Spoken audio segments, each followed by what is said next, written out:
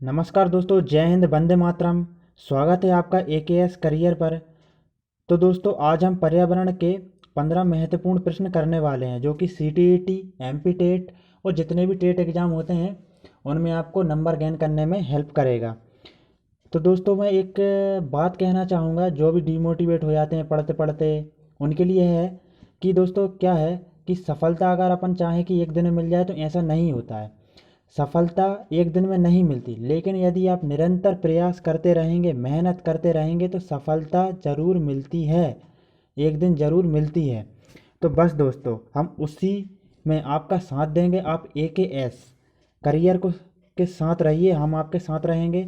आप सफलता ज़रूर प्राप्त करेंगे। जिन्होंने भी एकेएस करियर को सब्सक्राइब नहीं किया है, सब्सक्राइब कर लें और वीडियो शुरू करने से पहले अपने अपने ग्रुप में शेयर कर दें और लाइक कर दें। तो चलिए दोस्तों, शुरू करते हैं। आपका पहला प्रश्न है, कौन सी प्राकृतिक आपदा नहीं है? अब दोस्तों, प्राकृतिक आपदा और मानवीय आपदा की बात हो रही है यहाँ पर। तो प्राकृतिक आपदा जो कि प्रकृति से उत्पन्न आपदाएं होती है, जैसे कि भूकंप हो गया, ज्वालामुखी हो गया, इनको मानव तो करता नहीं है। क्या ज्वालामुखी मानव करता है? नहीं करता। अब मानव तो जैसे कि परमाणु बम बनाना हो गया, शॉर्ट सर्किट वगैरह हो गया, ये सब मानव जनित आपदाएं हैं। आपका ऑप्शन है भूकंप, सुनामी, चक्रवात। तो दोस्तों बस, भूकंप और सुनामी और चक्रवात तो प्राकृतिक जनित हैं, लेकिन शॉर्ट सर्किट एक मानवीय आपदा है, तो इसको प्राकृतिक आपदा नहीं कहेंगे। राइट आंसर हो जाएगा डी, यानी कि फोर्थ। अगला क्वेश्चन देखेंगे, बहुत अच्छा क्वेश्चन है। वायु प्रदूषण का कारण है। वायु प्रदूषण है, आज वायु प्रदूषण इतना बढ़ गया है कि सांस लेना भी मुश्किल हो गया है। यहाँ तक कि बड़ी बड़ी बीमारियाँ भी आज वायु प्रदूषण के कारण ही हो रही हैं। आपका पहला ऑप्शन है कीटनाशक, दूसरा है सीवेज, तीसरा है ध्वनि विस्तारक और चौथा है धुआं। राइट आंसर हो जाएगा धुआं। तो दोस्तों क्या है, आज वाहनों से निकलने वाला धुआं और बड़े बड़े उद्योग स्थापित होते जा रहे हैं आज, तो उनसे जो धुआं निकलता है उससे क्या होता है? वायु प्रदूषण होता है। कीटनाशक से तो भूमि प्रदूषण होता है, क्योंकि उसमें विभिन्न प्रकार के रसायन होते हैं जो कि भूमि को क्षति पहुंचाते हैं। सीवेज वगैरह, ध्वनि प्रदूषण से तो ध्वनि प्रदूषण ही होगा, ठीक है। लेकिन धुआं क्या है? धुआं से क्या होगा? धुआं से तो एक अपना वायु प्रदूषण ही होगा ना। तो चलिए दोस्तों, आगे देखते हैं। अगला क्वेश्चन है, काफ़ी इंपॉर्टेंट क्वेश्चन है अगला क्वेश्चन, और रोचक भी है।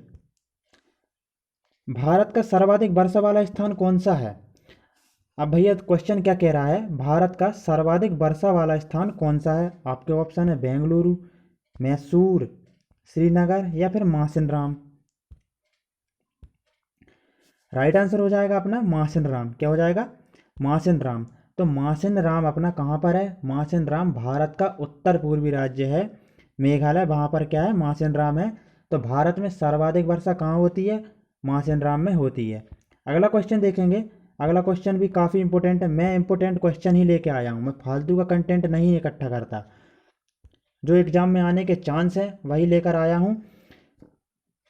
रक्त की जांच द्वारा किसकी उपस्थिति से मलेरिया की पहचान होती है? अब रक्त की जांच होती है तो उसमें क्या चीज़ पाई जाती है कि जिससे डॉक्टर पता लगा लेते हैं कि आपको मलेरिया है, व्यक्ति को मलेरिया है? आपके ऑप्शन है लाल रक्त कोशिकाओं में मच्छर के अंडे, दूसरा है लाल रक्त कोशिकाओं में मलेरिया परजीवी प्लाज्मोडियम बोलते हैं इसे, रक्त में क्षतिग्रस्त यकृत कोशिकाएं, या आपका फोर्थ है रक्त में मच्छर के लावे। राइट आंसर हो जाएगा दोस्तों सेकंड वाला, लाल रक्त कोशिकाओं में मलेरिया परजीवी, है ना। यह एक प्रोटोजोआ परजीवी है ना। तो क्या होता है कि प्लाज्मोडियम मलेरिया का एक वाहक होता है। यदि यह रक्त में पाया जाता है तो क्या होता है? मलेरिया होता है किसी भी व्यक्ति को। मलेरिया काफ़ी खतरनाक बीमारी है। अगला क्वेश्चन देखेंगे। अगला क्वेश्चन तो उससे भी ज़्यादा महत्वपूर्ण है, एक या दो बार तो आ भी चुका है। इसको बिल्कुल शॉर्ट नोट्स बनाइए, पॉइंट से करके शॉर्ट नोट्स बनाइए। देखिए अब क्या होता है कि वर्ष 1992 में पर्यावरण सुरक्षा संबंधित पृथ्वी सम्मेलन किस शहर में हुआ था? ये क्वेश्चन है। आपके ऑप्शन हो जाएंगे कोपेनहेगन, वॉशिंगटन डीसी अमेरिका की राजधानी, रियो डी जेनेरो ब्राज़ील की राजधानी, स्टॉकहोम स्वीडन की राजधानी। स्टॉकहोम में क्या हुआ था? सन 1972 में एक पर्यावरण सुरक्षा से या संरक्षण से संबंधित एक महत्वपूर्ण सम्मेलन या समझौता हुआ था। यहाँ से क्या हुआ था, अपना पर्यावरण दिवस मनाने जाना लगा था। लेकिन क्वेश्चन तो अपना सन 1992 में पर्यावरण सुरक्षा से संबंधित पृथ्वी सम्मेलन के बारे में है, तो यह कहाँ हुआ था? राइट आंसर हो जाएगा रियो डी जेनेरो में, जो कि कहाँ की राजधानी है? ब्राज़ील की राजधानी है। सन 1992 में ही इसी सम्मेलन में एजेंडा 21 पारित किया गया था, और जल दिवस भी इसी सम्मेलन की देन है। संयुक्त राष्ट्र संघ ने एक पहल की थी, जब इसे जल दिवस मनाया जाने लगा। जल दिवस कब मनाया जाता है? तो जल दिवस 22 मार्च को मनाया जाता है।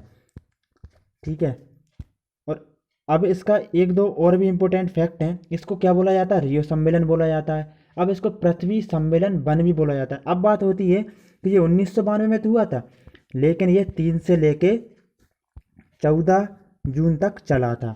कब से कब तक चला था? 3 से लेके 14 जून तक चला था।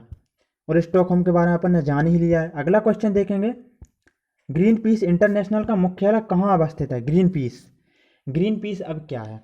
ग्रीन पीस एक पर्यावरण सुरक्षा से संबंधित एक समझौता है।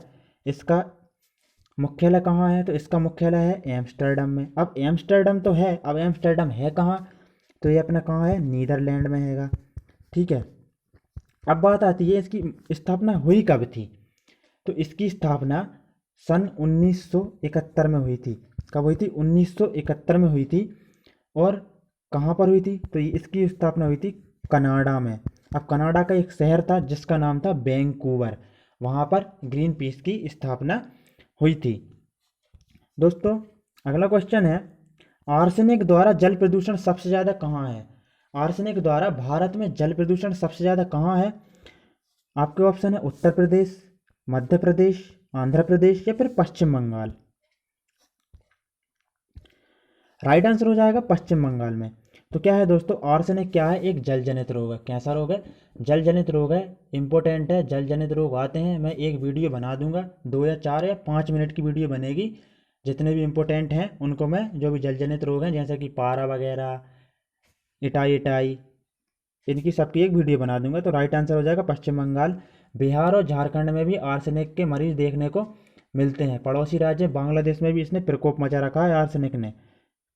और काफ़ी इंपॉर्टेंट क्वेश्चन है, इसको नोट कर लेना। अगला क्वेश्चन देखेंगे, बिल्कुल बने रहिए, बस कुछ ही देर और, बस 8 क्वेश्चन हो गए हैं, 15 क्वेश्चन करना है। यदि आपको 15 क्वेश्चन 10 मिनट में 2 या 3 नंबर दे के जाते हैं तो उसमें क्या बुराई है पढ़ने में।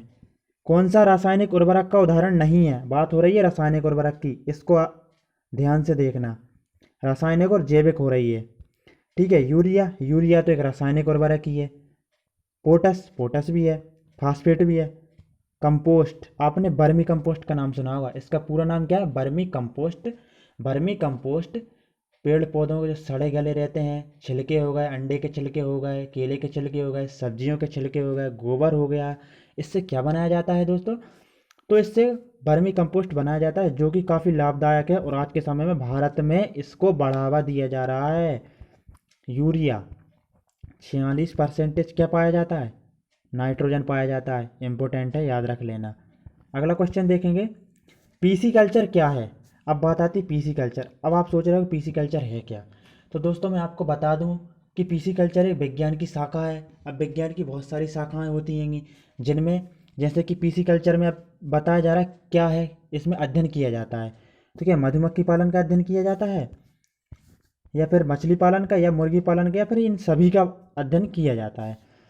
तो दोस्तों राइट आंसर हो जाएगा मछली पालन।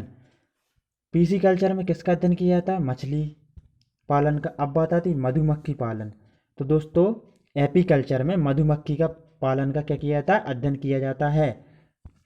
यहाँ से भी 1 या 2 नंबर, मतलब क्वेश्चन आने के चांस होते हैं, 1 नंबर का, 1 या 2 नंबर का। अगला क्वेश्चन देखेंगे, निम्नलिखित में से रबी की फसल कौन सी है? रबी और खरीफ की फसल की बात हो रही है यहाँ पे। अब बात आती है कि खरीफ की फसल क्या होता है, कि खरीफ की फसल जो है ना, मानसून श्रुति के आगमन पर जून और जुलाई में बोई जाती है। तो उसको अपन क्या बोलते हैं? उसको खरीफ की फसल बोलते हैं। अब इसकी प्रमुख फसलें कौन कौन सी हो जाएंगी? जैसे कि अपना धान हो जाएगा, ज्वार हो जाएगा, मक्का हो जाएगा, बाजरा, कपास, पटसन, मूंगफली इत्यादि क्या है, ये सभी अपनी मतलब खरीफ की फसल हैं। अब बात आती है रबी की फसल। तो क्या होता है, रबी की फसल जो है ना, वह अक्टूबर से नवंबर में बोई जाती है। और खरीफ की फसल क्या है, वह सितंबर से अक्टूबर में काट ली जाती है और इसको अक्टूबर से नवंबर में बोया जाता है रबी की फसल को, और मार्च से अप्रैल में काटा जाता है। अब रबी की फसल कौन कौन सी हो जाएंगी, गेहूँ हो जाएगा, चना हो जाएगा, सरसों हो जाएगा, अलसी हो जाएगी। वो जो तेल निकालने वाले बीज रहते हैं ना, वह लगभग लगभग सभी रबी की फसल होते हैं। तो इसका राइट आंसर क्या हो जाएगा, तो चना इसका राइट आंसर हो जाएगा। मूंगफली एक खरीफ की फसल है, कपास भी एक खरीफ की फसल है। अगला क्वेश्चन देखेंगे, 5 क्वेश्चन और बचे, बने रहिए बिल्कुल अंत तक। अगला क्वेश्चन है, बायोडीजल तैयार किया जाता है, अपनी कॉपी में पेन उठाइए और नोट कीजिए। आईएमपी क्वेश्चन, बायोडीजल तैयार किया जाता है, तो बायोडीजल आपके ऑप्शन है, क्या बायोडीजल अपने यूक्रिकुलेरिया तैयार किया जाता है, देवदार, जेट्रोफा या फिर यूकेलिप्टस। राइट आंसर हो जाएगा आपका जेट्रोफा। मेरे भाई, बायोडीजल जेट्रोफा से तैयार किया जाता है। अगला क्वेश्चन देखेंगे, झूम खेती होती है, झूम खेती, झूम खेती के बारे में अक्सर पढ़ा होगा। झूम खेती क्या होती है, मतलब कहाँ पर होती है, ये पूछा गया है। केरल में होती है, जो कि भारत का दक्षिणी राज्य है। शांत घाटी कहाँ है, केरल में है। बिहार, मधुबनी पेंटिंग कहाँ से संबंधित है, बिहार से संबंधित है। तमिलनाडु और मेघालय, तो राइट आंसर क्या हो जाएगा, मेघालय। हमेशा एक याद रखना दोस्तों, मैं आपको एक दिन मैप के थ्रू ही बता दूंगा, क्योंकि भारत के उत्तर पूर्वी राज्यों में झूम खेती की जाती है। कहाँ पर की जाती है, उत्तर पूर्वी राज्यों में। क्या होता है, यहाँ पर जो खरपतवार उगता है उसको जला दिया जाता है काट कर, फिर वहाँ पर खेती की जाती है। जब वह भूमि बंजर हो जाती है तो दूसरे स्थान पर जाके वहाँ के खरपतवार को काट कर वहाँ पर उनको जला दिया जाता है, उसी राख को उर्वरक बनाकर और क्या किया जाता है, खेती की जाती है। बस इसी प्रकार से चलता रहता है। केरल के बारे में अपन ने जान ही लिया, शांत घाटी है। बिहार मधुबनी से संबंधित है, मधुबनी और शांत घाटी क्वेश्चन आ चुके हैं। मैं बिल्कुल आपको इम्पोर्टेंट ही कंटेंट कराऊंगा, फालतू का कंटेंट तो उठा कर लाने नहीं है। अगला क्वेश्चन है, निम्नलिखित में से किस मिट्टी का विस्तार भारत में सर्वाधिक है। बात सर्वाधिक की हो रही है, किस मिट्टी का विस्तार सर्वाधिक है भारत में। ऑप्शन है, काली मिट्टी, जलोढ़ मिट्टी, बालुई मिट्टी या फिर लाल मिट्टी। तो राइट आंसर क्या हो जाएगा, जलोढ़ मिट्टी। भारत में सर्वाधिक जो क्षेत्र है ना, जलोढ़ मिट्टी पाई जाती है। अगला क्वेश्चन देखेंगे, 14वां क्वेश्चन है। एक क्वेश्चन और बचा है, 2 क्वेश्चन और, फिर मैं आपसे एक क्वेश्चन पूछूंगा, कमेंट में उसका आंसर देना। बागबानी के लिए कौन से प्रकार का उर्वरक उपयोगी होता है। दोस्तों, जैविक खाद जो रहता है ना, वह हमेशा उपयोगी ही होता है। ठीक है, आपके ऑप्शन हो जाएंगे, यूरिया 46% नाइट्रोजन पाया जाता है, सोडियम फास्फेट या डीएपी या फिर बर्मी कंपोस्ट। राइट आंसर हो जाएगा क्या, बर्मी कंपोस्ट। मैंने बर्मी कंपोस्ट के बारे में आपको बता ही दिया है कैसे बनता है पिछले क्वेश्चन में। सड़े गले पेड़ पौधे, गोबर, छिलके सब्जियों के इत्यादि। अगला क्वेश्चन है और लास्ट क्वेश्चन है, बहुत अच्छा क्वेश्चन है। निम्नलिखित में से किस मृदा का निर्माण लावा द्वारा होता है। किसके द्वारा होता है, लावा द्वारा होता है। 10वीं और 12वीं के समाज विज्ञान में यह क्वेश्चन बहुत अच्छे से दिया था कि लावा कहाँ से निकलता है, ज्वालामुखी से निकलता है। ज्वालामुखी से कैसी मिट्टी निकलती, काली मिट्टी निकलती है। तो राइट आंसर क्या हो जाएगा, काली मिट्टी हो जाएगा। लावा द्वारा कौन सी मिट्टी निकलती, काली मिट्टी निकलती। लेटेराइट मिट्टी, लेटेराइट जो मिट्टी है ना, वह चाय के लिए उपयोगी है और कहवा के लिए भी है। जलोढ़ मिट्टी भारत के सर्वाधिक भूभाग पर पाई जाती है।